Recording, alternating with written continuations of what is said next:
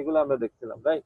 কিভাবে machining parameters গুলো calculate করতে হয় এবং সেখান থেকে আমরা ম্যাটেরিয়াল রিমুভাল রেটটা বের করে নিয়ে আসতে পারি। তো সেই একটা ম্যাথ আমরা অলরেডি করছি, আজকে আমরা আরো কিছু ম্যাথ দেখবো। আর মেইনলি স্যার রেকর্ডিংটা একটু অন। হ্যাঁ, রেকর্ডিং অন আছে, রেকর্ডিং অন আছে। তো এখন তোমরা চাইলে অ্যাটেন্ডেন্সটা দিতে পারো, এখন থেকে প্রথম পর্যন্ত রেকর্ডিংটা অন থাকবে।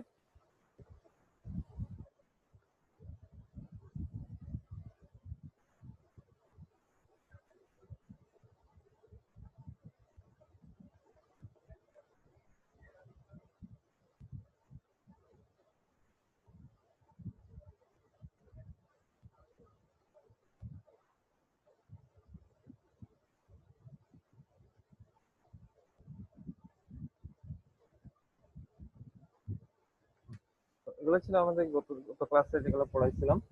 তো আমার এখান থেকে যে ক্যালকুলেশন গুলো আমাদের লাগবে সেগুলো আমরা কিভাবে এখন মেথা ইউজ করতে হয় সেটা আমরা দেখবো, ঠিক আছে? গত ক্লাসে এই জিনিসগুলো অনেক ডিটেইলে কভার করা হয়েছে, তোমাদের কাছে রেকর্ডিংও আছে, তো আশা করি তোমরা এই জিনিসগুলো পড়ছো।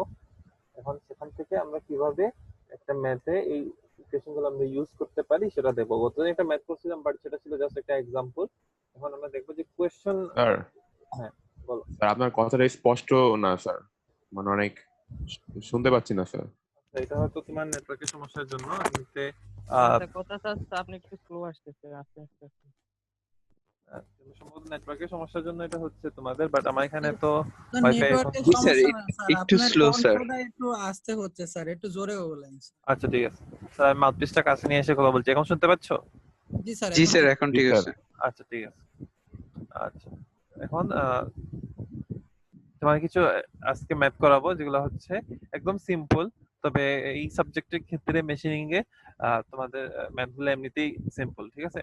তো এখানের মধ্যে খুব জটিল কিছু নাই, জাস্ট কিছু বেসিক ক্যালকুলেশন আছে। তোমাদেরকে এই হ্যান্ডআউটটা আমি প্রোভাইড করছি যেখানে 6টা এক্সাম্পল দেয়া আছে লাস্ট ক্লাসে, ঠিক আছে? গত ক্লাসের জন্য যে মেইল করছিলাম সেটার সাথে অ্যাটাচমেন্ট হিসেবে এই ম্যাথগুলো দেয়া আছে, ঠিক আছে? এখানে 6টা ম্যাথ আছে, সবগুলোই হচ্ছে জাস্ট বেসিক, যেখানে তোমাকে ম্যাথের কোয়েশ্চন থেকে যে জিনিসগুলা পিক করতে হবে সেগুলো হচ্ছে আসলে কোন ইনফরমেশন গুলা দেয়া আছে। কখনো হয়তো তোমাকে সেম ইকুয়েশন ইউজ করতে হবে, যেমন আমরা গত ক্লাসে দেখছিলাম ফিড রেট এবং নরমাল আমাদের যেটা ফিড আছে সেই ফিড রেট এবং ফিডের মধ্যে রিলেশনশিপটা হচ্ছে FR is equal to N multiplied by F, right? তো যখন তোমাদের এই রিলেশনশিপটা হয়তো কখনো এইভাবে ইউজ করা লাগতে পারে, যেখানে তোমার ফিড রেট দেয়া আছে, ঠিক আছে? ফিড রেট দেয়া আছে, তোমাকে ফিড বের করতে বলা হলো, হ্যাঁ? তখন তোমাকে FR is equal to NF use করে এখান থেকেই তুমি পাবা হচ্ছে এফটা, ঠিক আছে? আবার অনেক সময় হয়তো এন এবং এফ দুইটাই দেয়া থাকতে পারে, তোমার ফিড রেট চাইতে পারে। আবার হয়তো ফিড রেট এবং ফিড দুইটা দেয়া থাকতে পারে, তোমার ভি ক্যালকুলেট করতে হবে, ভি ক্যালকুলেট করতে হলে তোমার এন লাগবে। তো এই ইকুয়েশন থেকে তখন তুমি এনটা পাবা। তো এখানে আমার একটা সাজেশন থাকবে, সাপোজ যখন তোমার কোশ্চেনটা তুমি দেখবে, কোশ্চেন থেকে তোমার যে ইনফরমেশন গুলো লাগবে সেগুলো তুমি নিয়ে নিলা, ঠিক আছে? লিখলা যে এটা দেয়া আছে, এটা দেয়া আছে, ওকে। এরপরে যখন তোমার ফাইনাল যে জিনিসগুলো লাগবে তুমি সূত্রগুলো লিখে ফেলো। সূত্রগুলো লিখে দেখো এখানে তোমার কতগুলো নোন এবং কতগুলো আননোন। যখন তুমি দেখবা একটা ইকুয়েশনে যদি 3টা ভেরিয়েবল থাকে বা 3টা টার্ম থাকে, সেখান থেকে যদি 2টা নোন থাকে তাহলে তো তুমি বুঝে গেলা যে একটা আননোন, তো এটা তুমি বের করে ফেলতে পারবা। তো অনেক সময় দেখা যায় যে ওই জিনিসটা হয়তো ডাইরেক্ট তোমার চায় নাই, বাট অন্য একটা ইকুয়েশনের জন্য তোমাকে সেটা বের করতেই হবে, ঠিক আছে? তো যখন সিস্টেমেটিক ওয়েতে আগাবা তখন দেখবা মানে ম্যাথ গুলো করা একদম ইজি, কারণ এখানে যেটা বললাম যে জাস্ট ক্যালকুলেশনই আসল, ঠিক আছে? এখানে মেকানিক্স না বা এখানে ফিজিক্সের মতো মানে জটিল কোনো কিছু না, যেখানে তোমার ডায়াগ্রাম ড্র করতে হবে সেরকমও কিছু না। জাস্ট ইনফরমেশন দেওয়া আসবে, সেখান থেকে তোমাকে ফর্মুলা গুলা ইউজ করার টেকনিকটা একটু বুদ্ধি বুদ্ধি করে শিখতে হবে, যেখানে তুমি ইজিলি সেই জিনিসগুলো করতে পারো। ওকে, তো আচ্ছা আমরা এক্সাম্পল 2টা ফার্স্টে দেখি। এক্সাম্পল 1টা গত ক্লাসে করাইছিলাম এবং একদম সিম্পল। তো আমরা এখন এক্সাম্পল 2টা একটু দেখি, ঠিক আছে? এখানে বলা হচ্ছে estimate the cutting speed, machining time required, feed rate, depth of cut and MRR required. তার মানে আমাদেরকে এই 5টা জিনিস চাইছে। ফার্স্ট অফ অল যে 3টা হচ্ছে আমাদের cutting parameters, speed, feed, depth of কাট, এই 3টা চাইছে। ফিডের ক্ষেত্রে ফিড রেটটা চাইছে, ঠিক আছে? মানে এফআর। মেশিনিং টাইমটা চাইছে টিএম, টিএম এর ইকুয়েশনটা আমরা জানি TM is equal to L divided by FR. আচ্ছা ওকে, সূত্রতে এখন যাচ্ছি না। আর হচ্ছে এমআরআরটা চাইছে, এই পাঁচটা জিনিস আমাদের চাইছে। ওকে, এখন দেখি কি কি দেয়া আছে। তো এই পাঁচটা জিনিস required to rough turn a 0.50 metre long copper alloy round bar from a 60 millimeter diameter to 58 millimeter diameter। তার মানে আমাকে টার্নিং করতে হবে এমন একটা কপার অ্যালয়ের রাউন্ড সার্কুলার বারের উপর যেটার লেংথ হচ্ছে 0.50 মিটার লং। তার মানে আমি প্রথমেই যে জিনিসটা ইনফরমেশনটা আমাকে দেয়া আছে এখানে, সেটা হচ্ছে তার লেংথ হচ্ছে 0.50 মিটার। ঠিক আছে, আচ্ছা। এরপরে দেয়া আছে ডায়ামিটারটা রিডিউস করছি কত থেকে কততে। ইনিশিয়ালি ছিল 60 মিলিমিটার, ঠিক আছে, সেখান থেকে আমি টার্নিং করার মাধ্যমে কমায় নিয়ে আসছি 58 মিলিমিটারে। তার মানে ডি নটটা হচ্ছে আমার 60 মিলিমিটার, ডিএফটা হচ্ছে 58 মিলিমিটার। ঠিক আছে, 60 থেকে 58 মিলিমিটারে আমি নিয়ে আসছি। আচ্ছা, আরেকটা জিনিস যেটা ইনফরমেশন দেয়া আছে, দ্য ফিড প্রোভাইডেড। ঠিক আছে, যে ফিডটা দেয়া আছে এফ, এফ এর আমরা ইউনিটটা জানি যে মিলিমিটার পার রিভলিউশন কতটুকু ফিড দেয়া হয় সেটা, তাহলে সেটা দেয়া আছে 0.35 মিলিমিটার পার রিভলিউশন। ঠিক আছে, আর একটা জিনিস যে ইনফরমেশনটা দেয়া আছে, the machine runs at 300 RPM. তার মানে এন এর ভ্যালুটাও দেয়া আছে, N is equal two 300 RPM দেয়া আছে। ঠিক আছে, তো ফার্স্ট অফ অল আমাকে যে জিনিসটা দেখতে হবে সেটা হচ্ছে আমাকে কোন জিনিসটা চাইছে, ফিড ডেপথ অফ কাট, ঠিক না, ভিএফডি, তিনটে আমাকে লাগবে এখানে। তো এফ তো অলরেডি দেয়া আছে, সো এমআরআর এর জন্য আমার কি কি লাগবে, এমআরআর এর জন্য ভিএফডি তিনটেই লাগবে, right. MRR is equal to V multiplied by F multiplied by D, তিনটাই লাগবে স্যার যদি। একটা কোশ্চেন ছিল স্যার। হ্যাঁ হ্যাঁ বলো। স্যার ভি এর এককটা কি স্যার? ভি, জি স্যার। ভি তো হচ্ছে স্পিড, মানে হচ্ছে বেগের একক কি, মিটার পার সেকেন্ড বা মিলিমিটার পার সেকেন্ড। এই ক্ষেত্রে যেহেতু আমাদের ইউনিটটা হচ্ছে মিলিমিটার এবং আমরা টাইমটা মিনিটে ক্যালকুলেট করি, এজন্য মিলিমিটার পার মিনিট হবে। ঠিক আছে, স্যার তাহলে আপনি গতকাল আছে revolution into millimetre per minute লিখেছিলেন, তো সেখানে রিভলিউশনটা কিভাবে এসেছে স্যার? রিভলিউশনটা তো আসলে ইউনিট না, রিভলিউশনটা আমি এটা বোঝানোর জন্য রাখছিলাম যে রিভলিউশন হচ্ছে নাম্বার, মানে কাউন্ট, দুইটা রিভলিউশন, তিনটা রিভলিউশন। রিভলিউশনে তো আর কোনো ইউনিট আসবে না। ঠিক আছে, রিভলিউশনটা হচ্ছে তোমার কাউন্ট করা যে আমার তিনটা রিভলিউশন, চারটা রিভলিউশন। তোমার যদি এখন স্পিড যদি 5টা রিভলিউশনে হয় একটা, 10টা রিভলিউশনে আরো বেশি স্পিড হবে, বা 15টা রিভলিউশনে আরো বেশি স্পিড হবে, সেটা বোঝানোর জন্য রিভলিউশনটা রাখছি। বুঝতে পারছো? জি স্যার। আচ্ছা, সঞ্জিতি জাহান কিছু বলবা? হ্যান্ড রেজ করছো। ভুলে হয়ে গিয়েছে। আচ্ছা আচ্ছা, ঠিক আছে। আচ্ছা, তো আমার এখানে লাগবে হচ্ছে ভি, এফ এবং ডি, এই তিনটা লাগবে, রাইট। সো এফটা আমার এখানে দেয়া আছে 0.35 মিলিমিটার পার রিভলিউশন। তাহলে আমরা একটা একটা করে বের করি। ঠিক আছে, ফার্স্ট অফ অল ভিটা বের করি। ভি বের করতে হলে আমাকে কি লাগতেছে, ভি হচ্ছে pi multiplied by D not multiplied by N. V is equal to pi D N. Okay, তো ভি পাই এর ভ্যালু আমরা অলরেডি জানি 3.1416। ডি নটটা দেয়া আছে 60 মিলিমিটার এবং এন দেয়া আছে 300 আরপিএম। ঠিক আছে, সেটা ইউজ করে আমি পেয়ে গেলাম আমার কত মিলিমিটার পার মিনিট বা কত মিটার পার মিনিট হবে। ঠিক আছে, সেই জিনিসগুলো আমি এখান থেকে ভিটা ক্যালকুলেট করে নিয়ে আসতে পারবো। তানভীর আবার হ্যান্ড করছো, যদি কিছু বলার থাকে তাহলে বললো, সমস্যা নাই। Hello sir. হ্যাঁ, আপনি স্যার কালকে স্যার ভি বোঝানোর সময় একটা বৃত্ত অ্যাড করছিলেন স্যার, বৃত্ত অ্যাড করে বলছেন পাই ডি এন, তো স্যার তো তো স্যার 2 পাই হওয়ার কথা, কারণ স্যার পাই মানে তো 180 আর 2 পাই মানে হচ্ছে 360, তো বৃত্ত 360 হওয়ার কথা না? এটা আবার কই থেকে আসলো? আমি কি বললাম, তোমার পেরিমিটার না, পেরিমিটার যখন তোমার একটা সার্কুলার অবজেক্টের ক্ষেত্রে যখন তোমার পেরিমিটার হিসাব করো তখন কি হয়, 2 পাই 2 পাই আর হয়। যখন তোমার তুমি ব্যাসার্ধ নিয়ে যদি কাজ করো, রেডিয়াস নিয়ে যদি কাজ করো, তখন হয় 2 পাই আর। আর যখন আহ, তুমি ডায়ামিটার নিয়ে কাজ করো তখন ডায়ামিটারের জন্য হয় পাই ডি। এই জন্যই হচ্ছে পাই ডি। এখানে 360 ডিগ্রি আর 180 ডিগ্রি কথা কই থেকে আসলো?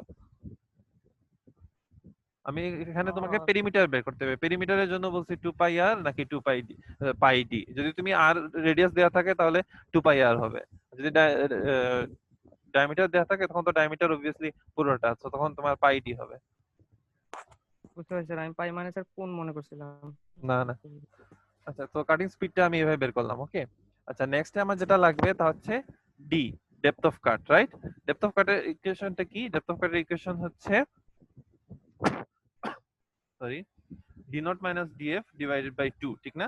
কারণ আমার এই পোর্শন থেকে যখন আমি কেটে যাব, আমার নিচ থেকেও কেটে যাবে, উপর থেকেও কেটে যাবে, সো আমাকে 2 দিয়ে সবসময় ডিভাইড করতে হয়। সো ডেপথ অফ কাট হচ্ছে ultimately D not minus DF divided by 2। D nought দেওয়া আছে 60, ডিএফ হচ্ছে 58 এই প্রবলেমের ক্ষেত্রে। তো সেটা করলে আসছে আমার depth of cut is equal two 1। তো এখন আমি, স্যার আপনার ভয়েস খুব স্লো হয়ে গেছে স্যার। আচ্ছা, এখন এখন ক্লিয়ার হয়েছে? জি স্যার।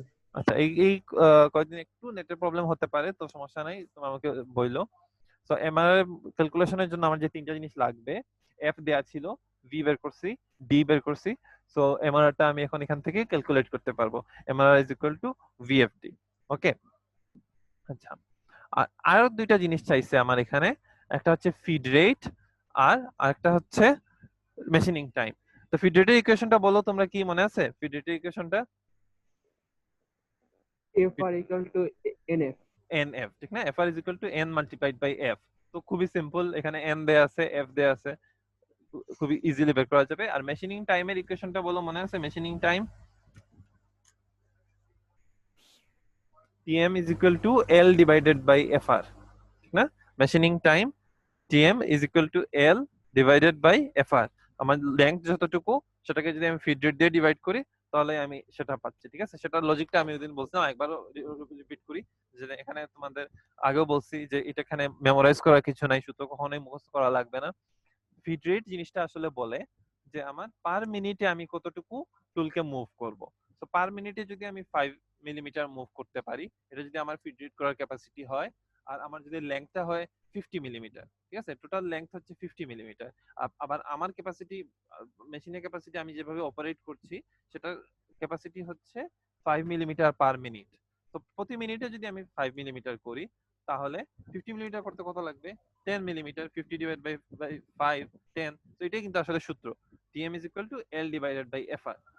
স্যার সাউন্ডটা চলে গেছে স্যার স্যার। সাউন্ডটা কম হচ্ছে স্যার। আসলে যখন আমি কিছু লিখতে যাই, তখন তো আমাকে আসলে মাউথপিসটা রাখতে হয়, ঠিক আছে? আমি হেডফোন ইউজ করছি, তো মাউথপিসটা দুই হাত দিয়ে তো আমার লাগে কিছু লিখতে হইলে, সেই জন্য এটা হচ্ছে, ঠিক আছে? যখন আমি কিছু লিখতে যাই, তো অবভিয়াসলি আমি এক হাতে তো লিখতে পারবো না, সেই কারণে মাউথপিসটা রাখতে হয়, ঠিক আছে? তো আমি চেষ্টা করছি মাউথপিস যতটুকু কাছে রাখার। হ্যাঁ, জি স্যার। ওকে। সো FR টা তোমরা এভাবে পাবা, feed rate FR is equal to NF। এখানে দেখো দেয়া আছে FR is equal to NF, আর machining time TM is equal to L divided by FR। FR টা যখন এখানে তুমি বের করে ফেলতে পারবা, 105 মিলিমিটার পার মিনিট বের করতে পারছো, এরপরে জাস্ট মেশিনিং টাইমে TM এ সেখানে এই FR টা ইউজ করতে হবে, বাকি ইনফরমেশন গুলো তোমার দেয়া আছে, ঠিক আছে? যখন কোন এইটাই হচ্ছে ভেরিয়েশন ম্যাথ গুলোর মধ্যে, হয়তো একটা ইনফরমেশন দেয়া থাকবে আর একটা ইনফরমেশন দেয়া থাকবে না, সেখান থেকে তোমাকে সেই জিনিসটা বের করতে হবে।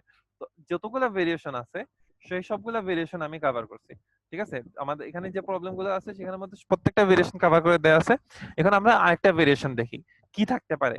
ভেরিয়েশন গুলো কিসের মধ্যে? ভেরিয়েশন গুলো হচ্ছে যে ইনফরমেশন দেয়া আছে জাস্ট সেটার মধ্যে ভেরিয়েশন, নাথিং এলস, ঠিক আছে? যে ইনফরমেশন দেয়া আছে সেখানে কোনোটাতে দেখবা একটা প্যারামিটার দেয়া আছে, আরেকটা দেয়া নাই, সেটা তোমাকে বের করতে হবে।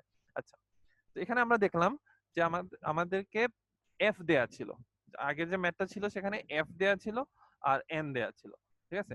সেখান থেকে আমাদের বাকিগুলা বের করতে হয়েছে। এখানে একটা ম্যাথ দেখি, এটা ক্ষেত্রে দেখি কোন ইনফরমেশন গুলো দেয়া আছে। এক্সাম্পল 3, ঠিক আছে? A 150 millimeter long and 12 millimeter diameter stainless steel rod is to be reduced to a diameter of 10 millimeter। তার মানে লেন্থটা হচ্ছে 150 মিলিমিটার, ঠিক আছে? এটা লেন্থ হচ্ছে 150 মিলিমিটার, এবং ইনিশিয়াল ডায়ামিটার ছিল 12। সেখান থেকে আমি টার্নিং অপারেশন করে ডায়ামিটার রিডিউস করে আনছি 10 millimetre. Okay, the spindle rotates at 500 rpm and the tool is traveling at an axial speed of 200 millimeter per minute। v টা দেয়া আছে, ওকে? v টা দিয়ে দেয়া হয়েছে এখানে 200 মিলিমিটার পার মিনিট, তার মানে স্পিডটা দিয়ে দেয়া হয়েছে। চাইছে কি কি? Calculate the cutting speed, calculate the, আচ্ছা সরি, আচ্ছা এখানে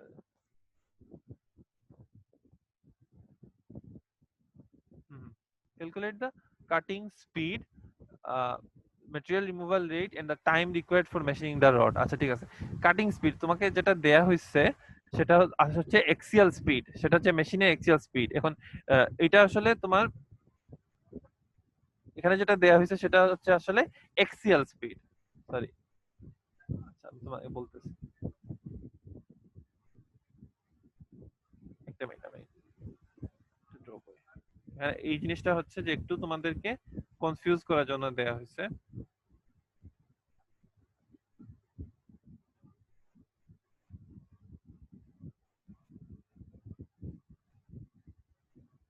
আচ্ছা, এটা হচ্ছে আমাদের নরমাল একটা টার্নিং অপারেশন, যেখানে ভিটা হচ্ছে রোটেটরি স্পিড এবং এক্সিয়াল স্পিডটা হচ্ছে আসলে তার ফিড রেটটাই। ঠিক আছে, এক্সিয়াল স্পিড মানে এক্সিস বরাবর, এটা হচ্ছে এক্সিস বরাবর যে স্পিডটা, ওকে, সেটা হচ্ছে এক্সিয়াল স্পিড এফআর। ঠিক আছে, এটাকে কেন এক্সিয়াল স্পিড বলা হয় বলতো? ফিড রেট এফআর কে কেন এক্সিয়াল স্পিড বলা হয় বুঝতে পারবা?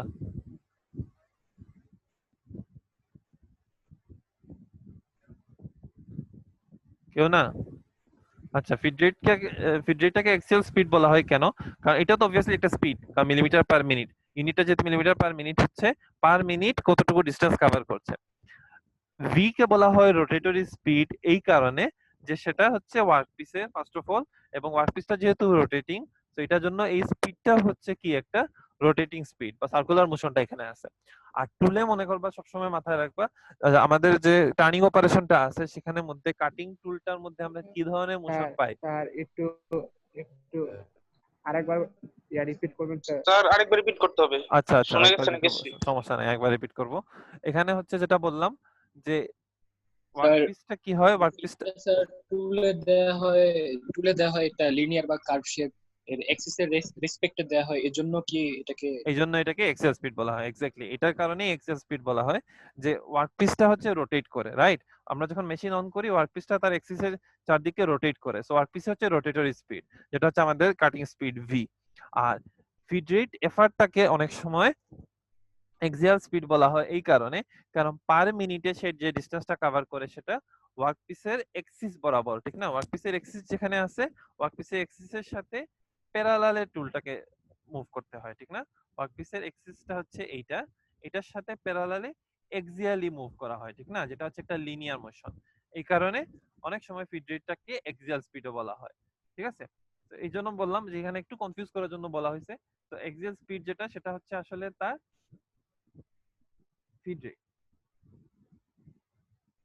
ওকে, সো এই ইনফরমেশন গুলো তোমার দেয়া আছে, প্লাস মেশিনে আরপিএম তো দেয়া আছে, spindle speed N is equal two 500 RPM, সেই ইনফরমেশন গুলো দেয়া আছে। ওকে, চাইছে কি কি? কাটিং স্পিড ভি বের করতে হবে, ম্যাটেরিয়াল রিমুভাল রেট বের করতে হবে, এবং টাইম রিকোয়ার্ড ফর মেশিনিং, তার মানে হচ্ছে টিএম। ওকে, কাটিং স্যার স্পিড, একটা কোশ্চেন ছিল হ্যাঁ বলো। স্যার, এখানে স্যার কোথায় এক্সিয়াল স্পিডটা লেখা আছে স্যার? এখন স্যার খুঁজে খুঁজে পাচ্ছি না। বুঝি নাই। মানে স্যার এই কোশ্চেনে আপনি বলছেন যে এক্সিয়াল স্পিডটা চেয়েছে, সেখানে স্যার এমন কোথাও স্যার এক্সিয়াল স্পিডের কথা দেখিনি। হ্যাঁ হ্যাঁ, এক্সিয়াল স্পিডটাই হচ্ছে আসলে ফিড রেট, এটাই তো বললাম এতক্ষণ, যে এক্সিয়াল স্পিড মানে হচ্ছে কি, এক্সিয়াল স্পিডটা কিসের হয়? টুলের মধ্যে, ঠিক না? টুলের মুভমেন্টটা উইথ রেসপেক্ট টু টাইম, এটা আসলে কি? উইথ রেসপেক্ট টু টুলকে আমরা যে মুভমেন্টটা করাই সেটাই তো হচ্ছে আসলে আমার ফিড রেট, ঠিক না?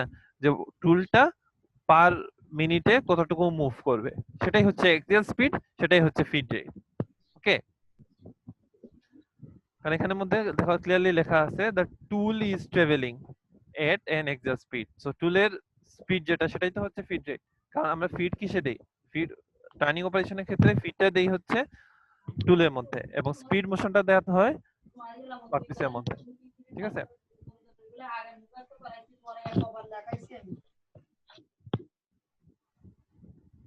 আচ্ছা, তো যে ইনফরমেশন গুলো দেয়া আছে সেগুলো আমি লিখলাম, L D not DF, N তো অবভিয়াসলি 500 আরপিএম দেয়া আছে, এবং এফআরটা দেয়া আছে হচ্ছে 200 মিলিমিটার পার মিনিট। তো first of all cutting speed V, V equation আমরা জানি, ভি ইকুয়েশন বের করা সবচেয়ে easy, V is equal to pi D not multiplied by N, so pi D N সব তো আমাদের জানা আছে, সেখানে আমরা ভিটা পাইলাম, ঠিক আছে? Depth of cut D, D is equal to D not minus DF by T, সেই দুটো ইনফরমেশন দেওয়া আছে। বলা হয়েছে কি ফার্স্টে ছিল 12 মিলিমিটার ডায়ামিটারের একটা স্টিল রড, সেখান থেকে আমরা ডায়ামিটার রিডিউস করে 10 মিলিমিটারে নিয়ে আসছি। সো ডি নট ছিল 12, ডিএফ আসছে কত 10। So D not minus DF 12 minus 10 divide by 2 সেটা হয় 1। ওকে, সেই জিনিসগুলো আমরা পাইলাম। এখন নেক্সট কাজ কি হবে, আমার এমআরআর বের করতে হলে তিনটা জিনিস লাগবে, ভি, এফ এবং ডি। হ্যাঁ 500 টাকা আমরা এটা 100 মতো দিতে হবে। তো আর একবারে দিছে 1000 তখন 500 কাটে দিছে 500 টাকা।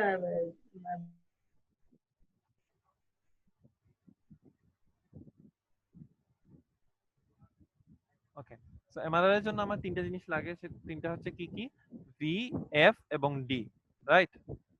সো আমার তুমি খাওয়া শেষ করে তুই তো মনে হচ্ছে এই পাওয়ারটা তুই যদি দেওয়া দিয়ে গেলে খাওয়া খাই তখন তাহলে খেলাটা শেষ হলো। কি সমস্যা বলো তো, সবাই আনমিউট করে রাখতেছো কেন বারবার?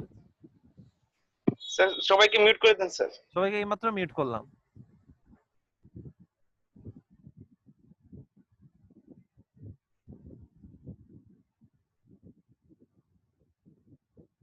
আচ্ছা, তো আমি ভি টা মেজার করছি, ডি টা মেজার করছি, D is equal to D not minus DF. এখন একটু আগে যেটা বললাম যে আমার হাতে কিছু কিছু ভেরিয়েশন থাকবে, যেমন এই মেথডের ক্ষেত্রে একটা ভেরিয়েশনটা আমি দেখতে পাচ্ছি যে এখানে আমার এফআর এবং এন দেয়া আছে, এফ কিন্তু দেয়া নাই। কিন্তু আমাকে কিন্তু অবশ্যই এমআরআর বের করতে হলে এফ লাগবে।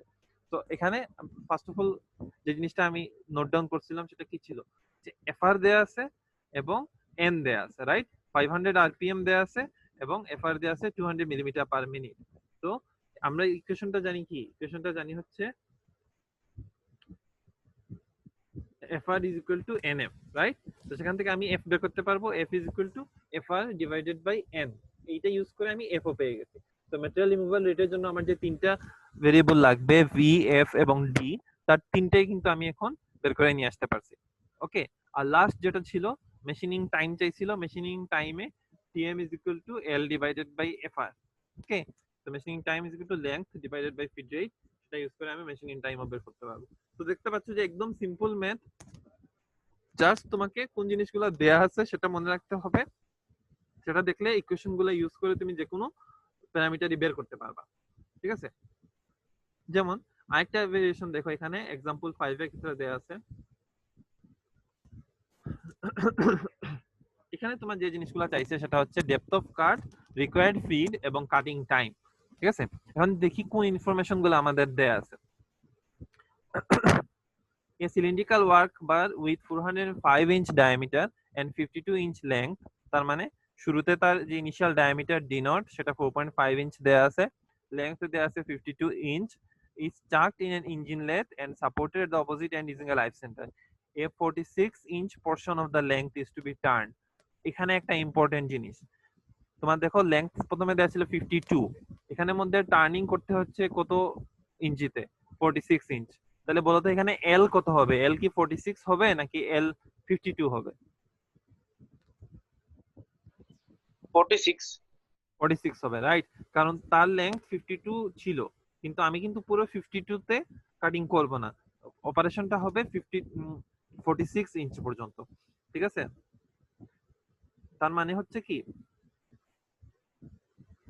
এটা যদি হয় তার ফুল লেংথ, ঠিক আছে, ফুল লেংথটা হচ্ছে 52, ফুল লেংথটা হচ্ছে 52 এখান থেকে এতটুকু পর্যন্ত, বাট আমাকে অপারেশন করতে হবে সাপোজ এতটুকু পর্যন্ত। ওকে, তো এই লেংথটা হচ্ছে আসলে 46। তো আমি যদি এখন কাটিং টুলটাকে যতটুকু আমার ডেপথ অফ কাট দেয়ার ততটুকু দিয়ে যদি আমি এভাবে তৈরি করি, হ্যাঁ এভাবে রেখে যদি কাটিং অপারেশন করি, তাহলে আমার যে ফাইনাল প্রোডাক্টটা তৈরি হবে সেটা হবে এরকম।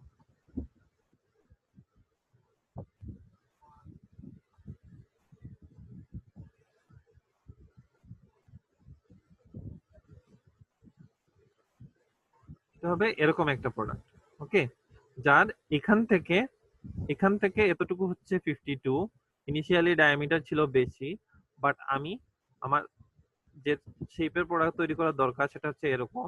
তো এই কারণে আমি ফিডটা দিছি কতটুকু পর্যন্ত, কাটিং লেন্থটা হচ্ছে 46, ঠিক আছে, এলটা হচ্ছে 46, তার কারণে আমি এতটুকু পর্যন্ত ম্যাটেরিয়াল কেটে নিছি।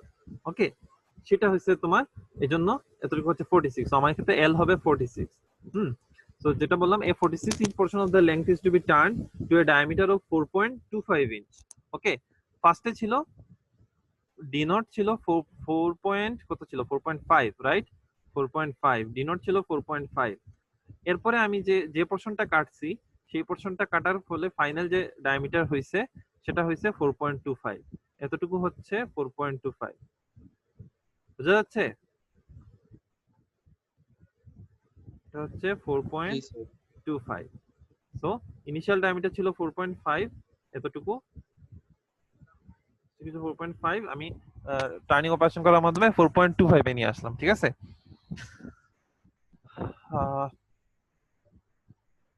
In a one pass at a speed of 450 feet per minute, okay, v টা দেয়া আছে 450 feet per minute, v টা দিয়ে দেয়া হয়েছে। The metal removal rate should be 6.65 inch cube per minute, তার মানে MRR টা এখানে দেয়া আছে, এজন্য বললাম যে এটা এখানে একটা ভেরিয়েশন। এখানে MRR দিয়ে অন্য জিনিসগুলো চাইছে, ওকে, সমস্যা নেই, আমরা এখান থেকে যেগুলো দরকার বের করে নিয়ে আসতে পারবো। স্পিডটা দেয়া আছে 450 ফিট পার মিনিট, সেটাতে ইঞ্চিতে নিয়ে যেতে হবে, বাকি সবকিছু ইঞ্চিতে আছে। সো 450 কে 12 দিয়ে মাল্টিপ্লাই করলে সেটা ইঞ্চিতে চলে যাচ্ছে কত ইঞ্চ পার মিনিট, ভিটা আমি পাইলাম। ওকে, ভিটা যেহেতু দেয়া আছে তাহলে আমরা এখান থেকে কিছু জিনিস বের করতে পারবো। আচ্ছা, ফার্স্টে একটু দেখে ফেলি, আমাদের ফিড লাগবে, right? So MRR is equal to VFD, এটা আমরা জানি। এখান থেকে কি কি দেয়া আছে বলো তো? আবরার 31, রোল নাম্বার 31 আসো? জি স্যার। বলো তো কি কি লাগবে? MRR is equal to the VFD. So এই ইকুয়েশনে কি কি আমাদের জানা আছে? এমআরআর জানা আছে, রাইট? ভি জানা আছে আর ডি জানা আছে। ভি জানা আছে এবং ডি জানা আছে। ডিটা অবভিয়াসলি জানা খুবই সহজ, কারণ আমাদের বের করতে হবে। D not minus DF divide by 2। So D not আছে 4.5, ডিএফ হচ্ছে 4.25, সেখান থেকে আমরা খুব ইজিলি পেয়ে যাব ডিটা কত, D not minus DF divide by 2। So যেহেতু এমআরআর জানা আছে, ডি জানা আছে, ভি জানা আছে, তো সেখান থেকে আমি এফ টা খুব ইজিলি বের করে নিয়ে আসতে পারবো, রাইট? এফ টা বের করা খুবই ইজি। আর কি কি চাইছি এখানে? Cutting time. হ্যাঁ, কাটিং টাইমটা কি হবে? কাটিং টাইম হবে TM is equal to L divided by FR. কেউ একদম বলো তো এটা কিভাবে বের করব? Cutting time TM is equal to L divided by FR. Sir FR সমান আমরা জানি n into f। FR is equal to n into f, right? আর বাই এফআর হবে মেশিনিং টাইম। হ্যাঁ, divided by L divided by FR, right? FR is equal to NF. So আমি N multiplied by F। আর একটু আগে তো আমি F টা বের করলাম, ঠিক না? MRR is equal to VFD, সেই ইকুয়েশন থেকে আমি F টা বের করছি।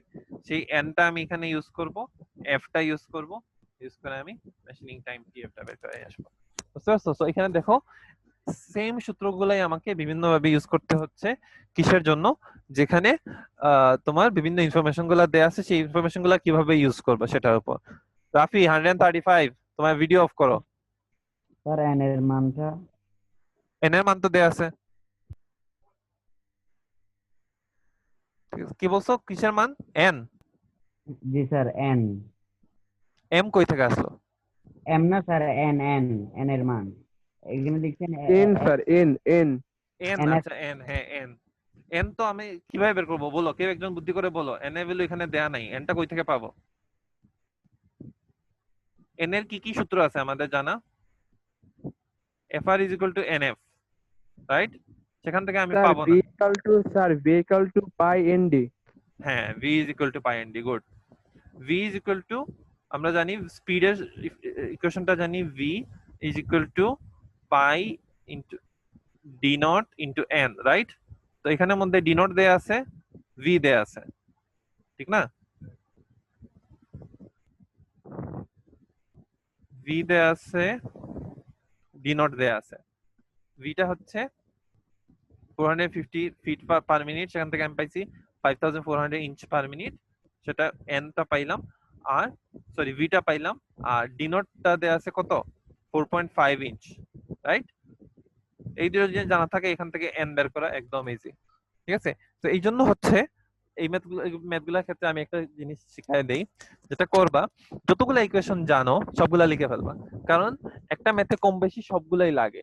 যেমন এই ম্যাথে তোমাকে এন চায় নাই, ঠিক আছে, মেশিনে আরপিএম কত সেটা চায় নাই, কিন্তু দুইটা জায়গায় তোমার এন লাগতেছে। একটা হচ্ছে মেশিনিং টাইম বের করতে হলেও তোমাকে এন এর প্রয়োজন হচ্ছে, আবার যদি এখানে অন্য কোনো ক্যালকুলেশনের জন্য যদি ভি লাগতো তাহলে তোমার এন লাগতেছে। তার মানে এনটা ইউজ হয় দুইটা ইকুয়েশনে।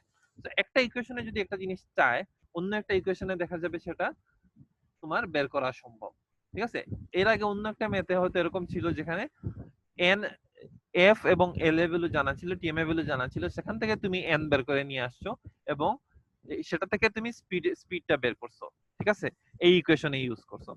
এই ম্যাথের ক্ষেত্রে তুমি দেখতে পাচ্ছ তোমার ভি এবং ডিনোট দেয়া আছে, তুমি এনটা বের করবা, যে এনটা তোমার অন্য জায়গায় কাজে লাগবে, ঠিক আছে। সিমিলারলি মেশিনিং টাইমের যে সূত্র TM is equal to L divided by F R, অনেক সময় সেটা মেশিনিং টাইম বের করার জন্য লাগবে, আবার অনেক সময় সেটা ফিড রেট বের করার জন্য লাগবে। ফিড রেট বের করে সেই ফিড রেটটা হয়তো ম্যাথে চাই নাই, কিন্তু F R is equal to NF, সেই সূত্র ইউজ করে তোমাকে ফিড বের করতে হবে যেখানে হয়তো ফিডটা চাইছে, ঠিক আছে। সো এখানে যে ম্যাথগুলো দেয়া আছে 5টা ম্যাথ আছে, সেই ম্যাথগুলো একটু ভালো করে প্র্যাকটিস করবা। সেই ম্যাথগুলো একটু ভালো করে প্র্যাকটিস করবা, প্র্যাকটিস করলে তোমাদের সূত্রগুলো যেরকম ক্লিয়ার হয়ে যাবে কনসেপ্টটা, সেরকম তোমার ম্যাথ সলভ করার প্রবলেমগুলো দূর হবে, ঠিক আছে। এই ম্যাথগুলো করো। তোমাদের টার্নিং অপারেশনের মধ্যে হচ্ছে এই ম্যাথগুলো, এরপরে মিলিং এর কিছু ম্যাথ থাকবে, ড্রিলিং এর কিছু ম্যাথ থাকবে। আমাদের যতগুলো মেশিনিং অপারেশন আছে এর মধ্যে এই 3টা অপারেশনই ম্যাথ আছে, ঠিক আছে। তো যখন 3টা টপিক কভার হয়ে যাবে তখন আমি কিছু তোমাদেরকে অ্যাসাইনমেন্ট দেব, ঠিক আছে, ম্যাথ করার জন্য। অ্যাসাইনমেন্ট করবা, করে অবশ্যই এখন আমাকে দিতে হবে না, অ্যাসাইনমেন্ট হাতে করবা, হাতে করে নিজের কাছে রাখবা, যখন ক্যাম্পাস খুলবে তখন আমার অ্যাসাইনমেন্ট গুলো জমা দিবা। তো এখানে যে ম্যাথ গুলো আমি সলভ করে দিছি, এখানে তো সলভ করে দেয়াই আছে, ঠিক আছে, কিন্তু তোমাকে তো পরীক্ষায় নিজে থেকে সলভ করতে হবে, এই জন্য কিছু অ্যাসাইনমেন্ট দিব, এগুলো প্র্যাকটিস করবা। ফার্স্ট অফ অল আমি যেগুলো করাইছি বা দিছি সেগুলো প্র্যাকটিস করার পর তুমি অ্যাসাইনমেন্ট গুলো জমা দিবা, তাইলে দেখবা তোমার ম্যাথ রিলেটেড যত প্রবলেম আছে সব সলভ হয়ে যাবে। অ্যাসাইনমেন্ট গুলো যখন ক্যাম্পাস খুলবে তখন হাতে জমা দিবা, ঠিক আছে, কারণ এগুলো অবভিয়াসলি এই ইয়েতে করা অনেক ঝামেলা, ওয়ার্ডে করা বা অন্য কোথাও করে পিডিএফ করা ঝামেলা, হাতে করো, করে আমাকে পরে জমা দিবা, আমি একসাথে দিব, ঠিক আছে। সাপোজ টার্নিং থেকে 2টা 3টা ম্যাথ, ড্রিলিং মিলিং সবগুলো মিলে 6-7টা ম্যাথের মধ্যে একটা অ্যাসাইনমেন্ট দিব। আচ্ছা স্যার, এই ম্যাথের পিডিএফটা তো মনে হয় দেন নাই আমাদের। ম্যাথের পিডিএফ দিছি, ফার্স্ট যেটা গত ক্লাসে যেটা গত উইকে যে ক্লাসটা হইছে সেটার যে ক্লাস ম্যাটেরিয়াল দিছি সেখানের সাথে দিছি, ঠিক আছে। আমি একবার দেখবো যদি না দিয়ে থাকি তাহলে আবার মেইল করে দেব। আজকে ক্লাসের এই যে এটা না, আজকের সাথে দেইনি, গতটার সাথে দিছি। স্যার দিছেন স্যার, পাইছি। হ্যাঁ মানে দিছি এটা আর কি স্যার, আজকে ক্লাসেরটা বলতেছি। দিছি, ওই যে একজন বললো দিছি। স্যার দেওয়া হয়েছে। স্যার আজকের ভিডিওটা যদি আজকে দেওয়া যেত, মানে ক্লাস লেকচারের ভিডিওটা, ওইটা ভিডিওটা কনভার্ট হইতে অনেক সময় লাগে, ঠিক আছে। এখন যদি আমি ভিডিও কনভার্টে দেই তাহলে অনেক টাইম লাগে, তো এই জন্য ভিডিও কনভার্ট হতে অনেক সময় লেগে যায়। তো সেটা আসলে পরবর্তীতে পরে আমাকে করতে হয়, ভিডিও কনভার্ট করতে হয়, কারণ ভিডিও যেভাবে রেকর্ডিং হয় সেটা প্লে করা যায় না, সেটা কনভার্ট করতে হয়, ঠিক আছে। এরপরে আবার সেটা চেক করে দিতে হয়, এই জন্য একটু সময় লাগে, ঠিক আছে। এটা কিছু করার নাই, এটা তোমাকে ধৈর্য ধরতেই হবে।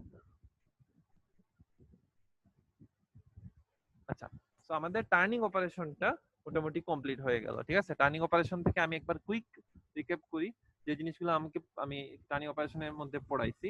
সেগুলো প্রথমে ছিল বেসিক টার্নিং অপারেশন গুলা কি কি, যতগুলা টার্নিং অপারেশন ছিল, ফর্মিং জেনারেটিং প্রসেসটা পড়াইছি। এরপরে টার্নিং রিলেটেড যত অপারেশন ছিল, বেসিং, টেপার টার্নিং, কন্ট্রোল টার্নিং, এইরকম 10টা অপারেশন ছিল টার্নিং রিলেটেড অপারেশন। এবং ওয়ার্ক হোল্ডিং ডিভাইস, আমরা টার্নিং অপারেশনটা যে মেশিনের মধ্যে করি, ইঞ্জিন লেদ মেশিন, সেখানে কোন ধরনের ওয়ার্ক হোল্ডিং ডিভাইস গুলো আছে সেটা। এবং ইম্পর্টেন্ট দুইটা এখানের মধ্যে পার্থক্য পড়াইছিলাম, লাইভ সেন্টার এবং ডেড সেন্টার, এবং 3 চাক এবং 4 চাক, এই দুটার মধ্যে। এটা হচ্ছে ডাইরেক্টলি তোমার ওয়ার্ক হোল্ডিং এর সাথে related, work holding between centres এবং 3 4 চাকের মধ্যে পার্থক্য সেটা। আচ্ছা, এরপরে গত লাস্ট ক্লাসে যে জিনিসগুলো পড়াইছি, ইঞ্জিন লেদের কম্পোনেন্টস গুলা, ইঞ্জিন লেদের স্পেসিফিকেশনস কি কি, কিভাবে আমরা স্পেসিফিকেশনস গুলা মেজার করি, এবং টার্নিং ক্যাপাবিলিটি, ঠিক আছে, কোন বিষয়গুলোর উপর ডিপেন্ড করে, কোন জিনিসগুলোর উপর ডিপেন্ড করবে আমার টার্নিং প্রসেসটা যেটা হচ্ছে সেটা আউটপুটটা কিরকম হবে। এরপরে চলে আসছি যে টার্নিং এর স্পেসিফিকেশনস গুলা, প্রত্যেকটা অপারেশনের ক্ষেত্রে আমরা আলাদাভাবে স্পেসিফিকেশনস গুলো আসবে, স্পিড, ফিড, ডেপথ অফ কাট এবং তার সাথে রিলেটেড ক্যালকুলেশন, সেই ক্যালকুলেশন গুলো এরপরে গতদিন একটা এক্সাম্পল করাইছিলাম, আজকে বেশ কিছু এক্সাম্পল তোমাদেরকে দেয়া হয়েছে যেগুলো সলভড। আর যে জিনিসটা আমি আগে বলছিলাম যে বইয়ে সেইভাবে ম্যাথ তোমাদের দেয়া নেই, এগুলো হচ্ছে বিভিন্ন বই থেকে কালেক্ট করা প্রবলেম, যেগুলো হচ্ছে সলভ করে দেয়া হয়েছে, এগুলো প্র্যাকটিস করবা এবং আমি তোমাদেরকে আরো কিছু প্রবলেম দিব যেগুলো তোমরা নিজেরা সলভ করবা, ঠিক আছে। তো টার্নিং অপারেশনের পরে যে অপারেশনটা আসে সেটা হচ্ছে ড্রিলিং অপারেশন। তোমাদেরকে ড্রিলিং অপারেশন করানো এখনো ল্যাবে আমাদের যেহেতু করানো হয় নাই, বাট ড্রিলিং অপারেশন আমরা সবাই দেখছি আমাদের বাসায়। যদি কোনো কিছু ক্যালেন্ডার থেকে শুরু করে ঘড়ি যদি লাগাতে হয় বা মশারি যদি লাগাতে হয়, যদি কোনো পেরেক লাগাতে হয় বাসায়, তখন আমাদেরকে ড্রিল করতে হয়, যেটা হচ্ছে হ্যান্ড ড্রিল। সিমিলারলি কিন্তু হ্যান্ড ড্রিল দিয়ে আমরা অবভিয়াসলি দেয়ালে করতে পারবো, কিন্তু খুব হার্ড ম্যাটেরিয়াল, যেটা হচ্ছে আমরা যেগুলো নিয়ে কাজ করি ওয়ার্কশপে, যেগুলো নিয়ে কাজ করি সেগুলো হচ্ছে অনেক বেশি হার্ড ম্যাটেরিয়াল, সেগুলোর জন্য আমাকে একটা মেশিন সেটআপ লাগবে এবং অনেক স্ট্রং এবং হার্ড ড্রিল লাগবে, ঠিক আছে, এবং শার্প ড্রিল লাগবে, সেটা দিয়ে আমি ড্রিলিং করতে পারবো। তো এর আগে একদিন বলছিলাম যে আমাদের যখন কোনো কিছু অপারেশন করতে হয় তখন একটা জিনিস আমাদেরকে মাথায় রাখতে হয় যে ওটা স্পিড কোথায় দিচ্ছি, ফিড মোশন কোথায় দিচ্ছি, এবং কাটিং টুলটা কোন ধরনের, সিঙ্গেল পয়েন্ট কাটিং টুল নাকি মাল্টিপল পয়েন্ট কাটিং টুল। আচ্ছা, ড্রিলিং এ বলা হয় মাল্টিপল পয়েন্ট কাটিং টুল, অবভিয়াসলি মোর দেন ওয়ান মানে মাল্টিপল, বাট ড্রিলিং এ যে কাটিং টুলটা ইউজ করা হয় সেখানে দুইটা এজ থাকে, ঠিক আছে। সো এটাকে মাল্টিপল পয়েন্ট কাটিং টুল তো বলতে পারবা, ডাবল এজ বা ডাবল পয়েন্ট কাটিং টুলও বলা যাবে। এখানে দেখো যে ড্রিল বিটটা আছে সেটা এই একটা এজ, এই একটা এজ, ঠিক আছে, এই দুইটা এজ, মানে একদম এন্ডে আমরা এরকম শেপ দেখতে পাচ্ছি, রাইট। তো একদম এন্ডে আমরা দুইটা এজ দেখতে পাচ্ছি, তো এই জন্য এটা হচ্ছে ডাবল পয়েন্ট অথবা ডাবল এজ কাটিং টুল। আর এখানের মধ্যে তোমার একটা স্টেশনারি ওয়ার্কপিস থাকবে, ঠিক আছে। ওয়ার্কপিসটাকে আমি যে ড্রিল মেশিন থাকবে, ড্রিল মেশিনে আমার যে ওয়ার্ক হোল্ডিং ডিভাইস সেটার মাধ্যমে আমি ফিক্স করে রাখলাম, ঠিক আছে। ড্রিল মেশিনে ওয়ার্কপিসটাকে সেট করলাম, ওয়ার্কপিসটা এখানে থাকলো, একটা মিনিট একটু হোল্ড অন করো।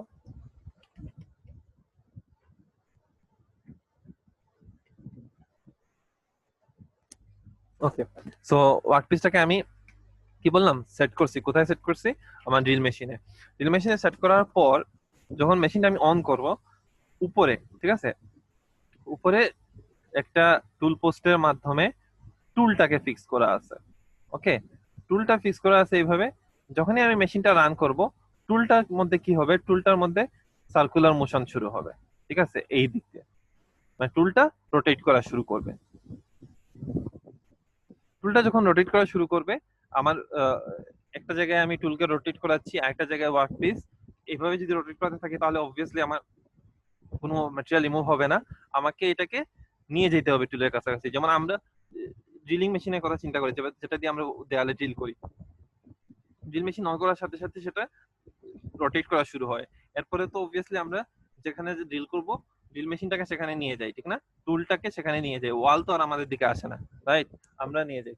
তো এখানে ক্ষেত্রে যে জিনিসটা হচ্ছে সেটা হচ্ছে যে আমরা ফিড দিতে হবে, রাইট, ফিডটাও দিতে হবে টুলের মধ্যে।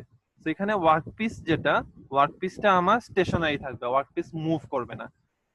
স্পিড মোশন ভি, হ্যাঁ, এবং ফিড মোশন এফ, দুইটাই দেয়া হবে কাটিং টুলের মধ্যে, ঠিক আছে। তো কাটিং টুল রোটেট করবে, যখন মেশিন অন হবে তখন কাটিং টুল রোটেট করা স্টার্ট করবে। তো আমার স্পিড মোশনটা আমি কাটিং টুলের মধ্যে দিয়ে দিলাম। এরপরে ম্যানুয়ালি আমি আমার ড্রিল বিটটাকে বা যেটাকে বলা হয় টুল, সেটাকে আমি নিচের দিকে ফিড দিব।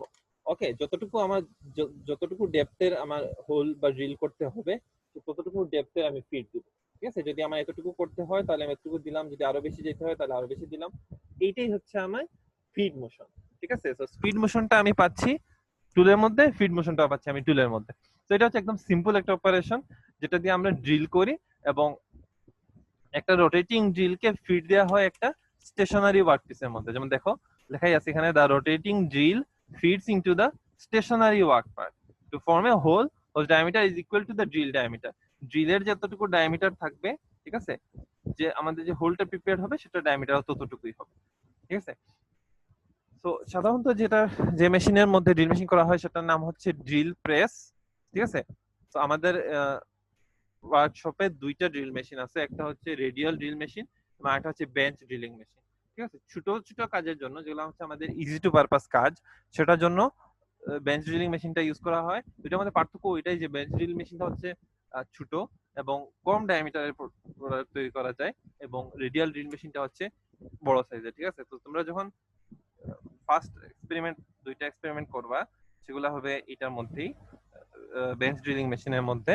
আর ফোর্থ ইয়ারে গিয়ে তোমরা একটা কোর্স করবা, সেটা হচ্ছে মেশিন টুল, ঠিক আছে, মেশিন টুল। সেই কোর্সটা ইনশাআল্লাহ আমার সাথেই করবা। তো সেখানে গেলে তোমরা ওই রেডিয়াল ড্রিল মেশিনটা দেখবা, ঠিক আছে। আর ইনশাআল্লাহ ক্যাম্পাস খুলে গেলে আমাদের যখন ল্যাব হবে তখন বেঞ্চ ড্রিলিং মেশিনটা দেখবো। বাট ড্রিলিং অপারেশনটা মোর অর লেস সেম। সবচেয়ে বেশি simple operation, turning, drilling, milling, shaping, planing, broaching, যতগুলো অপারেশন আছে মেশিনিং, তার মধ্যে সবচেয়ে সিম্পল হচ্ছে ড্রিলিং অপারেশন, ঠিক আছে। এখানে দুইটা জিনিস আমাদেরকে একটু বুঝতে হয়, সেই দুইটা হচ্ছে থ্রু হোল আর ব্লাইন্ড হোল, ঠিক আছে। থ্রু হোলটা হচ্ছে আমার ওয়ার্ক পিসের যতটুকু থিকনেস আছে, ঠিক আছে, যতটুকু থিকনেস আছে, আমি যদি তার পুরোটা পর্যন্ত ড্রিলটাকে কন্টিনিউ করে নিয়ে যাই, যেমন এটা হচ্ছে তার থিকনেস, বা অনেকে বলে ডেপথ থিকনেস, যেটাই বলুক সমস্যা নাই, পুরোপুরি থিকনেস বরাবর আমি যদি ড্রিল করি তাহলে যে হোলটা প্রিপেয়ার্ড হয় সেটাকে বলা হয় থ্রু হোল। মানে ওয়ার্কপিসের ফার্স্ট এন্ড থেকে শুরু করে আমি যদি লাস্ট এন্ড পর্যন্ত সেটাকে ফিড দিয়ে নিয়ে যাই, এবং একটা এন্ড থেকে শুরু করে শেষ এন্ড পর্যন্ত যদি চলে যায়, এবং ওই এন্ড দিয়ে যদি টুলটা বের হয়ে যায়, তখন কি হবে, আমার পুরো ওয়ার্কপিসের ডায়ামিটার বরাবর সেটা হোলটা প্রিপেয়ার্ড হয়ে যাবে। ওকে, তো তার মানে কি হবে, থ্রু হোল মানে আমার কোন একটা প্রোডাক্টে যদি থ্রু হোল আমি করি, তাহলে ওইটার ভিতর দিয়ে আমি বাইরের পোর্শনটা দেখতে পাবো, রাইট। আর ব্লাইন্ড হোলটা হবে যদি একটা পার্টিকুলার ডেপথ পর্যন্ত করা হয় ড্রিলিং, ঠিক আছে। যদি একটা পার্টিকুলার ডেপথ পর্যন্ত ড্রিল করা হয়, পুরো থিকনেস পর্যন্ত না, যেমন তার পুরো থিকনেস হচ্ছে এতটুকু, রাইট, পুরো থিকনেস হচ্ছে এতটুকু, বাট আমি ড্রিল করছি এতটুকু পর্যন্ত, তো হোলটা হইছে এতটুকু পর্যন্ত। তো আমি যদি এদিক দিয়ে তাকাই তাহলে আসলে আমি বাইরের অংশ দেখতে পারবো না, এই জন্য এটার নাম হচ্ছে ব্লাইন্ড হোল, ঠিক আছে। তার মানে হচ্ছে এটা একটা নির্দিষ্ট পরিমাণ ডেপথ পর্যন্ত। তো এই দুই ধরনের হোল আছে যেটা আমরা ড্রিলিং এর মাধ্যমে করতে পারি। এই ক্যালকুলেশন গুলা আসবে হচ্ছে যখন আমি এমআরআর এবং অন্য প্যারামিটার গুলো যখন ক্যালকুলেশন করব। থ্রু হোলের জন্য একরকম হবে, ব্লাইন্ড হোলের জন্য একরকম হবে। এছাড়া এটা খুব কমন কোয়েশ্চন ভাইভাতে, ঠিক আছে। যখন তোমাদের ল্যাব রিলেটেড বা যখন ফোর্থ ইয়ারে গিয়ে ভাইবা হবে, তখন এই কোয়েশ্চেন গুলো খুব কমন। এই যে ইঞ্জিনিয়ারের ক্ষেত্রে যেরকম কিছু ছিল যে লাইফ সেন্টার, ডেড সেন্টার কি, ফিজিওচাক, ফুজিওচাক কি, এগুলো হচ্ছে খুবই কমন কোয়েশ্চেন ভাইভাতে, ঠিক আছে। তো এখন থেকে মনে করো এই জিনিসগুলো তোমাদেরকে জানা হচ্ছে তোমাদের জন্য ফর্জ, ঠিক আছে। আচ্ছা, অপারেশনস রিলেটেড টু ড্রিলিং। আগে আমরা যেরকম টার্নিং অপারেশনের ক্ষেত্রে পড়ছিলাম 10টা অপারেশন ছিল, যে বেসিক টার্নিং অপারেশনে কিছু ডিফারেন্ট টাইপস ছিল, ডিফারেন্ট ভেরিয়েশন ছিল। এখন সিমিলারলি ড্রিলিং অপারেশনেও এরকম বেশ কিছু ডিফারেন্স থাকবে, ঠিক আছে। ফার্স্ট অপশনটা হচ্ছে রিমিং অপারেশন। রিমিং অপারেশন হচ্ছে যে আমাদের অলরেডি এক্সিস্টেড যদি একটা হোল থাকে, ঠিক আছে, যেমন একটা মিনিট, এগুলো কিন্তু সবই ক্রস সেকশন, ঠিক আছে। যে ছবিগুলো দেয়া আছে সবই হচ্ছে ক্রস সেকশনাল ছবি। সাপোজ এরকম একটা হোল করা আছে, হ্যাঁ, আচ্ছা হোলটা একটু বড় করে, একটা হোল করা আছে। এখন আমার দেখা গেছে সাপোজ আমি এখানে এটা ইঞ্জিনে ইউজ করব, হ্যাঁ, ইঞ্জিনের মধ্যে একটা ভালভ বসাবো শেফটের মধ্যে। এখন এখানের মধ্যে আমি যদি ভালভটা ফিট করতে গিয়ে দেখলাম কি যে ভালভটা বড় হয়ে গেছে, ঠিক আছে, ভালভটা এই সাইজের আসলে, তাহলে কি হয়েছে, আমাকে ভালভটা এখানের মধ্যে এই ইঞ্জিনে এই শেফটের মধ্যে ভালভটা বসছে না, ঠিক আছে। তো আমি কি করতে হবে, আমি অলরেডি ড্রিলিং করে ফেলছি, মেইন কাজটা করে ফেলছি, বাট সেটা সাইজটা কারেক্ট হয় নাই। তো আমি কি করব, একটু বড় সাইজের আরেকটা ড্রিল বিট দিয়ে, ঠিক আছে, এক্সিস্টিং হোলের মধ্যে আবার ড্রিলিং করব। তাহলে কি হয়ে যাবে, আমার ওই বড় সাইজের হোলটা তৈরি হয়ে যাবে, ঠিক আছে, যেটার মধ্যে আমি আসলে ভার্বটাকে ফিট করতে পারবো। সো রিমিং হলো এমন একটা অপারেশন যেখানে পারপাসটা হচ্ছে অলরেডি এক্সিস্টিং একটা ড্রিল আছে, যেখানের মধ্যে আমি পারপাস হচ্ছে স্লাইটলি এনলার্জ এ হোল, ঠিক আছে, সেটা হচ্ছে রিমিং অপারেশন। আচ্ছা, টেপিং অপারেশন। টেপিং অপারেশন করা হয় এমন একটা ড্রিল বিট দিয়ে যেটার মধ্যে আসলে আমরা যে থ্রেড আছে না, থ্রেড থ্রেডের মধ্যে যেরকম বা স্ক্রু ড্রাইভারের মধ্যে যেরকম থ্রেড কাটা থাকে, এরকম টেপিং অপারেশনে একটা ড্রিল বিট ইউজ করা হয় যেটার নাম হচ্ছে টেপ। ওকে, টেপ ইউজ করে আমরা কি করি, একটা ওয়ার্কপিসের অলরেডি এক্সিস্টিং হোলের মধ্যে আমরা থ্রেডিং করি। ভিতরের পার্টে, ইন্টারনাল পার্টে যখন থ্রেডিং করতে হয় তখন আমরা এরকম একটা টুল দিয়ে যখন ড্রিলিং করি তখন কি হয়, এই পার্ট গুলাও এইভাবে যেভাবে ওখানের মধ্যে যেরকম খাঁজ কাটা আছে এখানের মধ্যে খাঁজ কাটা হয়ে যায়, ঠিক আছে।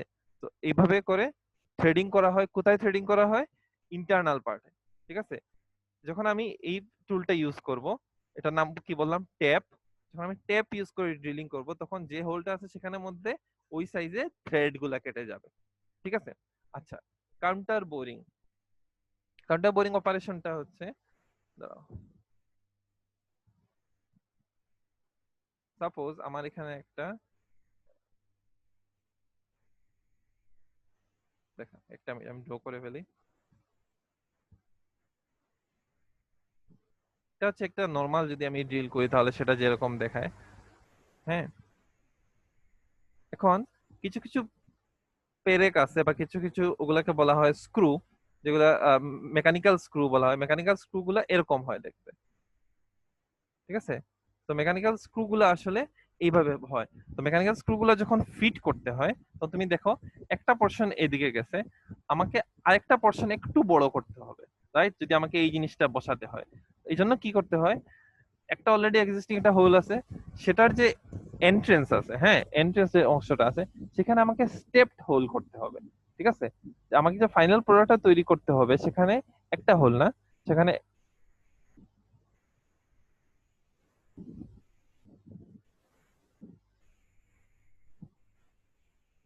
এরকম একটা সিচুয়েশন তৈরি করতে হবে, ঠিক আছে। এরকম একটা প্রোডাক্ট তৈরি করতে হবে যাতে আমার যে এই যে জিনিসটা আমি ড্র করছি এখানের মধ্যে, সেই জিনিসটা যেন এসে এখানের মধ্যে বসতে পারে। ওকে, তো যখন আমি এই জিনিসটাকে এখানে ফিট করব সেটা কিন্তু এখানে এসে বসে যাবে একদম এরকম, ঠিক না? তো এরকম যে জিনিস যখন আমায় করতে হবে সেই জিনিসটাকে বলা হয় স্টেপ হোল। ওকে, তো এটা করতে হলে যেটা করতে হবে, আমাকে first of all normal drilling করতে হবে, ঠিক আছে। একটা নর্মাল ড্রিল দিয়ে ড্রিলিং করব আমি, তাহলে আমার এই সাইজের একটা হোল তৈরি হবে, ঠিক আছে। এরপরে যে এই পোর্শন যেটা আছে সেটার জন্য কি করতে হবে দেখো, আরেকটা, এইটা তো ড্রিল বিট আছেই, ঠিক আছে, এটা আমার বেসিক ড্রিল বিট। এই ড্রিল বিটের সাথে আরেকটা ড্রিল বিট কানেক্ট করে ড্রিল করতে হবে যাতে স্টেপড হোলটা তৈরি হয়ে যায়, ঠিক আছে। এই যে স্পেশাল টাইপ অফ আমি টুল ইউজ করলাম এটাকে বলা হয় কাউন্টার বোর্ড হোল, ঠিক আছে। এবং প্রসেসটার নাম হচ্ছে কাউন্টার বোরিং। কাউন্টার বোরিং মানে হচ্ছে অলরেডি একটা ড্রিল আছে করা হোল, সেটাকে যদি আমি স্টেপ করতে চাই, মানে উপরের অংশটাকে যদি আরেকবার ড্রিলিং করতে চাই, তাহলে যে প্রসেসটা সেটার নাম হচ্ছে কাউন্টার বোরিং হোল। এখানে আমি যেটা বললাম যে এইটা করা হয় কিসের জন্য, এই যে বোল্টের হেড আছে, বোল্টের হেডটা যেন বসে যায়, যেমন এই পোর্শনটা তো ঢুকবে, ঠিক আছে, আর এই যে উপরের যে পোর্শনটা আছে সেটা যেন এসে এই জায়গাটার মধ্যে বসে যাইতে পারে, ঠিক আছে। সেই কারণে এটার নাম হচ্ছে কাউন্টার বোরিং প্রসেস, ঠিক আছে, যে আমি একবার করার পর আবার করছি, যার কারণ হচ্ছে আমি স্টেপ হোল তৈরি করব, ঠিক আছে। বুঝা গেছে তিনটা?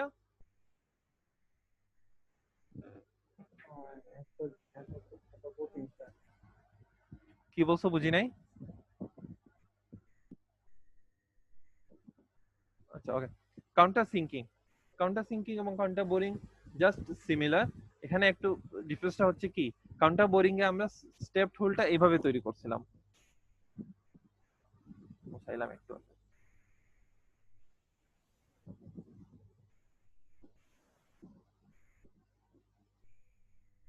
ঠিক আছে, এরকম একটা সার্ভিস তৈরি করছিলাম। এখন আমরা যেটা করব,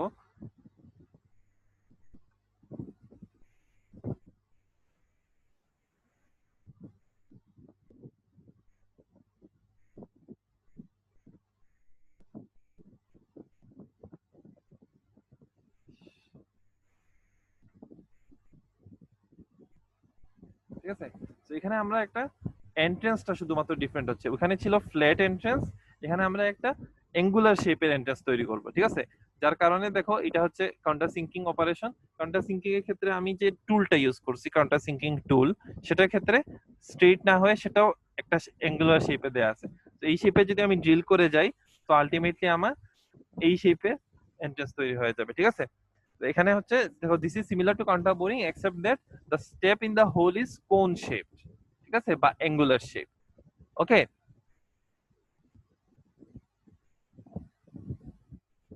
ঠিক আছে, বোঝা গেল? ওকে, সেন্টারিং। সেন্টারিং হচ্ছে আর একটু সিম্পল একটা অপারেশন, যেখানে আমি জাস্ট সেন্টারিং অপারেশন করে আমাকে যদি ড্রিল করতে হয়, হ্যাঁ, সাপোজ এখানের মধ্যে আছে হচ্ছে 10 মিলিমিটার। ওকে, যে রুল নাম্বার 16 আপন কল, তুমি তোমার বাসা দেখাচ্ছ কেন আমাদেরকে?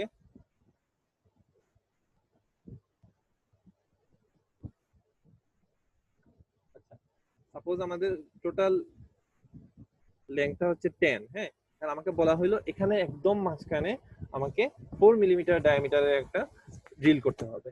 তাহলে আমার যদি এটা হয় এক্সাক্ট সেন্টার, সেটা যদি হয় 5, এটা এদিক থেকে 2 এবং এদিক থেকে 2, এই টোটাল মিলে আমার 4 মিলিমিটার ডায়ামিটারের একটা ড্রিল করতে হবে, ঠিক আছে?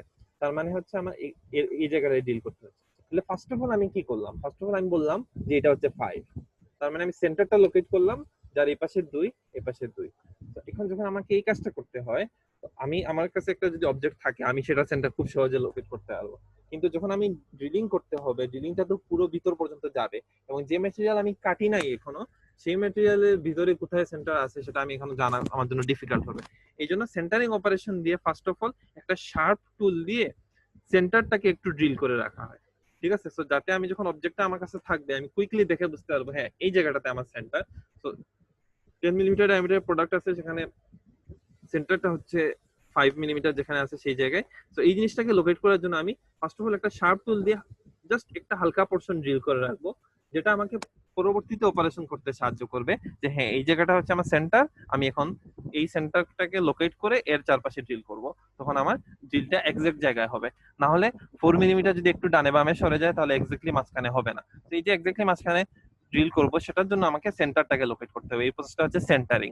আরেকটা হচ্ছে স্পট ফেসিং প্রসেস। স্পট ফেসিংটা হচ্ছে অনেকটা মিলিং অপারেশন। মিলিং আমরা এখনো জানি না কি। এটা হচ্ছে যে একটা পার্টিকুলার জায়গাতে, ঠিক আছে, আমার যদি একটা ওয়ার্কপিস থাকে, একটা ওয়ার্কপিসের মনে করো একটা জায়গা একটু এরকম, ঠিক আছে, একটা জায়গা, এই জায়গাটাতে আমার মেশিনটা মানে ঠিক মতো হয় না, যার কারণে এই পার্টটা একটু স্মুথ না, রাফ সারফেস হয়ে গেছে, আমাকে সমান করতে হবে। তো আমি কি করব? একটা ড্রিল বিট এখানে নিয়ে আসবো, বাট এখানে যে ডিফারেন্সটা হবে সেটা হবে আমি পুরোপুরি সেটাকে নিচে পর্যন্ত ফিড না দিয়ে কতটুকু ফিড দিব, এক্সট্রা ম্যাটেরিয়াল যতটুকু আছে সেই পোরশনটাতে ফিড দিব। তাহলে কি হবে? সেই ম্যাটেরিয়াল গুলো কেটে যাবে, বাট যখনই আমি সারফেসে সমান হয়ে যাবে তখনই আমি ফিড দেওয়া বন্ধ করে দেবো। তার মানে কি, এখানে যে এক্সট্রা ম্যাটেরিয়াল গুলো ছিল সেই ম্যাটেরিয়াল গুলো কাটার পরই আমি সেটা বন্ধ করে দেব। তখন কি হবে? একদম আমি ফ্ল্যাট সারফেস পেয়ে যাব।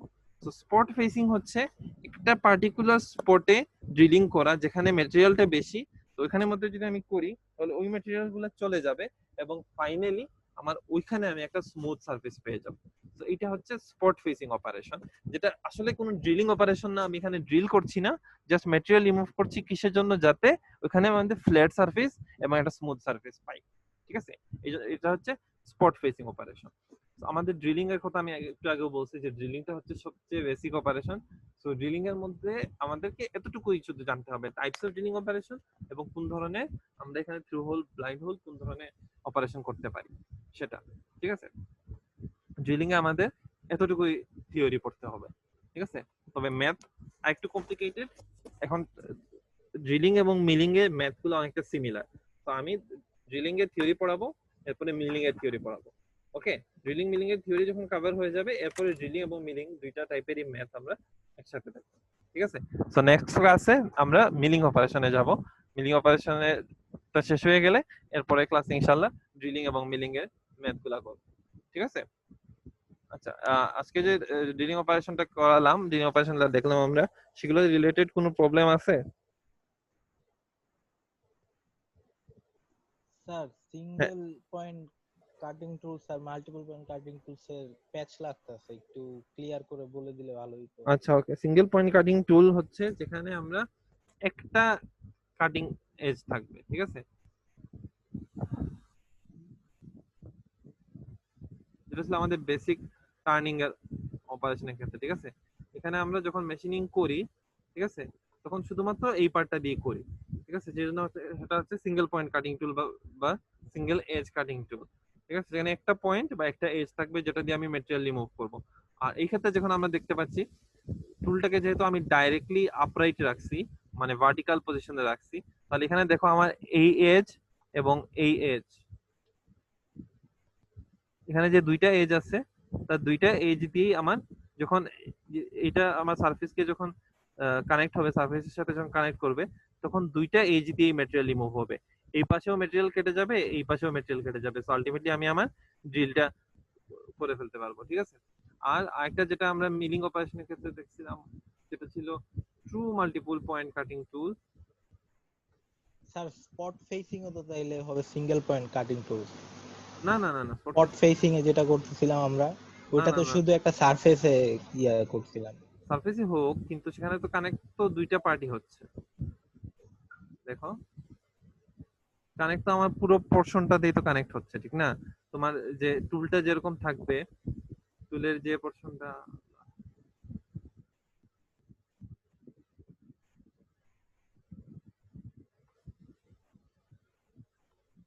টুলের যে পোরশনটা থাকবে, টুলের যেটা বললাম, এই দুইটাই কিন্তু আমার কানেক্টে আসবে। আমার যদি সাপোজ এখানের মধ্যে এরকম সারফেস থাকে, ঠিক আছে, এই সারফেসটাকে যদি আমার কাটতে হয়, তাহলে এখানের মধ্যে যে এটা আছে, টুলটা আছে, টুলের সাপোজ যদি এরকম থাকে, তো আমি যে জায়গাটাতে কাটবো তখন এই পোরশন, এই অংশটাও কাটবে, এই অংশটাও কাটবে।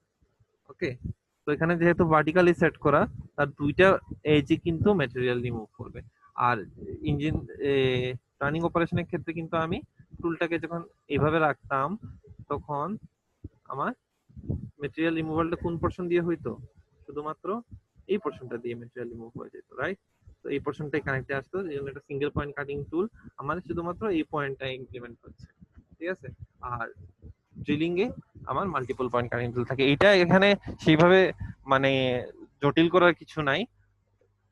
টুলটা হচ্ছে প্রসেসের জন্য, ঠিক আছে? এমন না যে টুলের জন্য প্রসেস, আমাকে এখানে সিঙ্গেল পয়েন্ট টুল দেওয়া হয়েছে আমাকে করতে হবে এমন না। ড্রিলিং অপারেশনে মাল্টিপল পয়েন্ট কাটিং টুল লাগে, এই কারণে আমরা multiple point cutting tool use করি। টার্নিং এ আমাকে সিঙ্গেল পয়েন্ট কাটিং টুল দিয়ে কাজ হয়ে যায়, তো এখানে মাল্টিপল পয়েন্ট কাটিং টুলের প্রয়োজন নেই, এই জন্য single point cutting tool use করি। সিমিলারলি মিলিং এও আমরা multiple point cutting tool use করব। আবার আরেকটা অপারেশন আছে shaping and planing process, shaping planing দুইটাতে আমরা single point cutting tool use করব, ঠিক আছে? এটা হচ্ছে আমার অ্যাক্সেসরিজ, আমার কাছে টুল আছে, টুল अवेलेबल আছে, আমি কোনটা ইউজ করব সেটা হচ্ছে ডিপেন্ড করে, ঠিক আছে? যেমন মিলিং অপারেশনে সার্কুলার রোটেটরি কাটার ইউজ করা হয়, যেখানে অনেকগুলা পয়েন্ট থাকে, অনেকগুলো ব্লেড থাকে, ঠিক আছে? যেটা আমরা মিলিং অপারেশনের ক্ষেত্রে দেখি, ঠিক আছে? আর কারো কোনো কোয়েশ্চেন? স্যার স্পট ফেসিং এ যেহেতু স্যার ড্রিলিং করা হচ্ছে না, তাহলে ড্রিলিং অপারেশনে রাখা হইলো কেন? কারণ এটা ড্রিলিং, আমরা ড্রিল মেশিন ইউজ করি এবং ড্রিল বিট ইউজ করি, ঠিক আছে? মানে যদি এমন কোনো অপারেশন থাকে যেখানে মধ্যে ফ্ল্যাট সারফেস তৈরি হয় নাই, একটু রাফনেস আছে, রাফনেসটা আমি দূর করতে পারবো ড্রিলিং এর সাহায্যে, তাহলে আমি এখানে ড্রিল করা লাগছে না, জাস্ট ড্রিল বিট ইউজ করে আমি ওই জায়গাটাতে, ওই স্পটটাতে ম্যাটেরিয়াল রিমুভ করে ফেলতে পারছি। যেহেতু ড্রিল মেশিনে করি এবং ড্রিল বিট ইউজ করে করি, এজন্য ড্রিলিং এর সাথে রাখা হয়েছে। স্যার কান্টার বোরিং আর কান্টার সিঙ্কিং এই দুটো কি আরেকবার রিপিট করবেন? আচ্ছা, আমি তো রেকর্ডিংটা তো দিবই, ঠিক না? রেকর্ডিং এর মধ্যে তো আছে, ওখান থেকেও পেয়ে যাবা, তাও আমি আরেকবার বলি, সমস্যা নেই।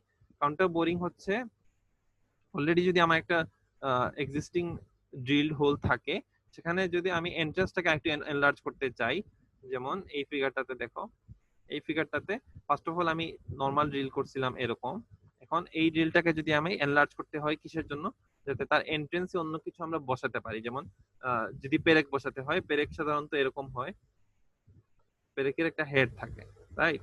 তো আমি যদি এরকম একটা হেড থাকে, ঠিক আছে, তো এখন আমি এই পোরশনটা তো খুব ইজিলি ঢুকে যাবে, ঠিক আছে, বাট হেডটা এসে বসতে হবে। তো এখন যখন আমি এখানে যদি এরকম সাইজের একটা পেরেক বা বোল্ট যদি আমি নিয়ে আসি, তাহলে সেটা এইভাবে করে খুব সুন্দর মতো বসে যাবে, রাইট? এই এটা খুব সুন্দর মতো বসে যাবে। এটা আমাদের হচ্ছে একটা বোল্ট। এটা এরকম একটা সিচুয়েশন যাতে আমি করতে পারি সেই কারণে আমাকে ওয়ার্কপিসের মধ্যে ড্রিল করে রাখতে হয় দুইবার। একবার হচ্ছে তার বোল্টের যে এন্ড আছে সেই এন্ডের জন্য, একটা হচ্ছে বোল্টের হেডের জন্য। তো হেডটা যেন এখানে ডাইরেক্টলি বসে যায় সেই কারণে হোলগুলোকে এনলার্জ করতে হয় আপার সেকশনে, মানে আপার এন্ডে। আর কাউন্টার সিঙ্কিং হচ্ছে যদি এমন কোনো পেরেক থাকে যেটা বা বোল্ট থাকে যেটা হচ্ছে এরকম। হ্যালো, আসসালামু আলাইকুম স্যার। হ্যাঁ, ওয়ালাইকুম আসসালাম। স্যার এই ক্লাসটা আর কতক্ষণ চলবে স্যার?